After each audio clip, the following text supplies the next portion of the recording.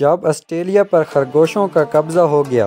Australia میں خرگوش نہیں پائے جاتے تھے، یہ قدرت کا فیصلہ تھا، لیکن پھر انسانوں نے فیصلہ کیا کہ وہاں خرگوش لائے جائیں۔ 1859 میں وہاں صرف 24 خرگوش لا کر چھوڑے گئے۔ بظاہر بے ضرر اور معصوم دکھنے والے ان جانوروں کی پیدائش کو کنٹرول کرنے کے لیے آسٹریلیا میں ان کا کوئی دشمن جانور یا وائرس نہیں تھا، اس لیے چند ہی سال میں ان کی تعداد لاکھوں بلکہ کروڑوں تک پہنچ گئی، اور انہوں نے وہاں کے کسانوں کے ناک میں دم کر کے رکھ دیا اور ان کی ساری فصلوں کو تباہ کر دیا۔ پھر آسٹریلیا کو ان خرگوشوں کے خلاف جنگ لڑنا پڑی۔ یہ لوگ سال میں 20 لاکھ خرگوش مارتے، لیکن خرگوشوں کی آبادی جوں کی توں ہی رہتی۔